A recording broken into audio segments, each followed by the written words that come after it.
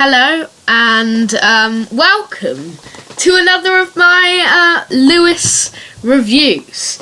So obviously I'm Lewis Moon. Here I am with my palace of Doctor Who related things. Today I am going to be doing a brilliant video. And I'm going to be doing one of my traditional reviews.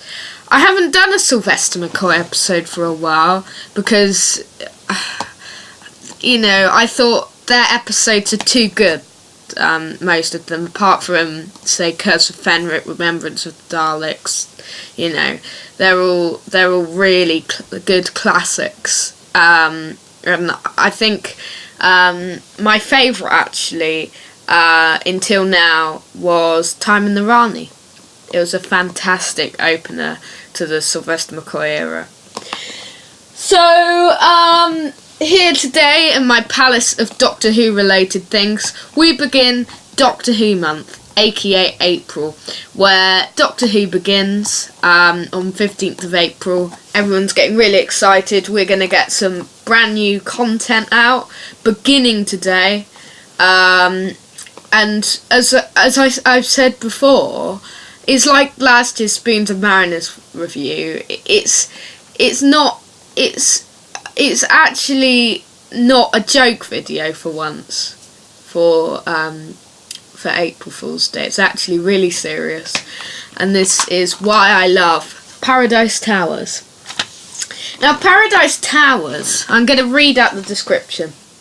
According to the sales brochure, Paradise Towers is a utopian blueprint for community living, with its fabulous architecture and state-of-the-art facilities.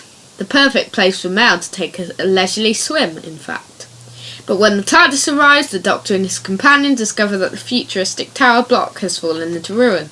A series of unexplained disappearances have the tenants living in fear. As gangs of teenage girls run wild in the hallways, a squad of bureaucratic caretakers struggle to retain control. To keep the citizens of Paradise Towers safe, the Doctor must confront the resident evil lurking in the basement. From that description, you can already tell how good this episode is. I'd like to pick up on a few things in that description that I think are brilliant. I think Mel is possibly becoming one of my favourite companions of all time. She's just so great, She's definitely overtaken Sarah Jane at the moment. Because in comparison, Sarah Jane is just awful compared to Mel. I mean, she's screamy, but I like that. I really do. It's good to have. It doesn't work with some of the previous companions, but I like Mel. She's a very good companion. Sylvester McCoy, I must say, he's my favourite Doctor in terms of eras. All of his episodes, apart from the ones I mentioned earlier, are superb. His first series in particular is up there with Series 7 and Series 12 in terms of best Classic Who series. And it's just so brilliant, taking it from Time in the Rani, my now second best Sylvester McCoy story after Paradise Towers, because fantastic episode. Then Delta and the Bannerman, another amazing story. I love it, and Ken Dodd's appearance is possibly the best moment in it. And also Dragonfire is a great conclusion and brings Ace to the scene, which I think is the worst one in the series, however. So let's talk about some other things in the descriptions. Gangs of teenage girls, I think, are really good ideas.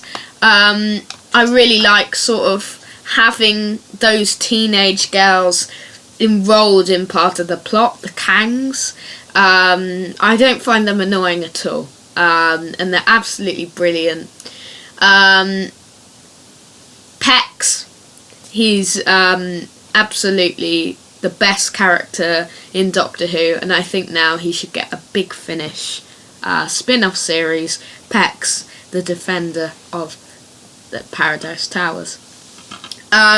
Also, the Cannibal Grannies, as I call them, they are possibly now overtaking monsters like the Daleks and the Cybermen and the Weeping Angels and the Sontarans and the Master and all sorts of things like that in most powerful and most memorable villains of Doctor Who history. And I hear that for Series 11, Mark Gatiss is penning a story called The Return of the Cannibal Grannies. And that will be also with the monsters from Sleep No More, and that will be a very classic story. So the Doctor, he's just brilliant, as I said earlier. You've got here pictures on the back which spoil everything in the story, and I like that. It's actually really good.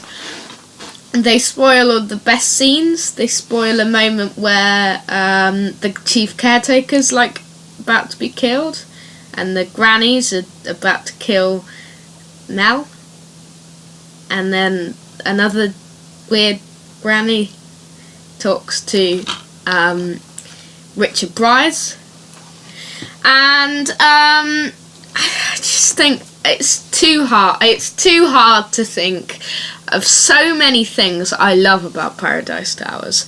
Let's sum up them.